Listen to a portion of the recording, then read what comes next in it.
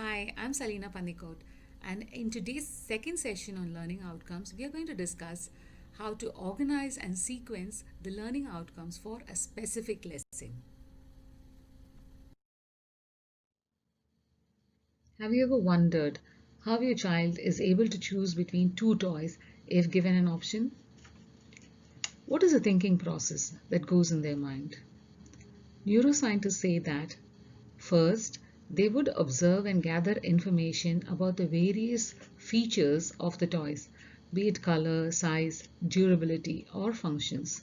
Secondly, they would apply this information and their previous knowledge and experiences to compare the information between these toys. Finally, they would evaluate these information with specific emphasis on those features which are their priority to finally decide on the toy they need the most. Hence, it is evident that during any decision-making process, the cognitive load increases sequentially. It is also clear that higher order cognitive process can happen only after the lower order cognitive processes are achieved.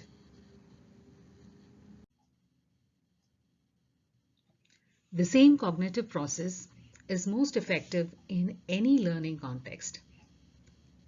It is therefore advisable that learning outcomes be organized sequentially in increasing order of cognitive load for more engaging, effective, and deeper learning. Hence, learners must be given opportunities to remember and understand concepts before they can apply it to new contexts or create a new product based on their conceptual understanding. Teachers can achieve this by referring to the revised Bloom's taxonomy. The Bloom's taxonomy forms the basis of all teaching philosophies. It focuses mainly on the cognitive domain.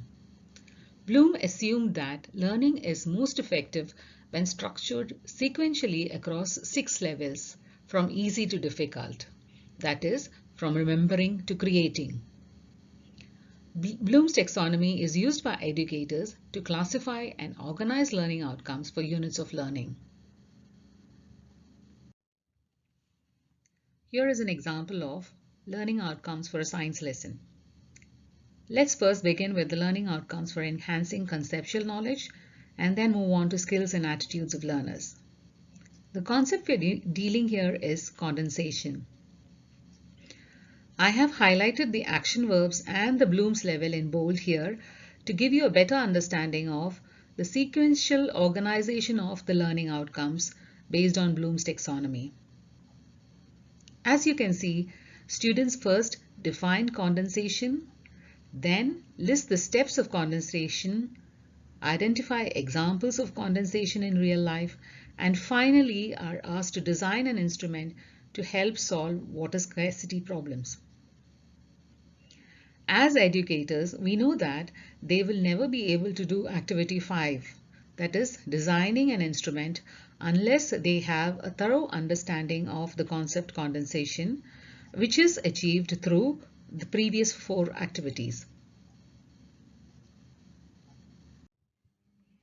These are examples of skill and value outcomes expected of students by the end of the same lesson on condensation.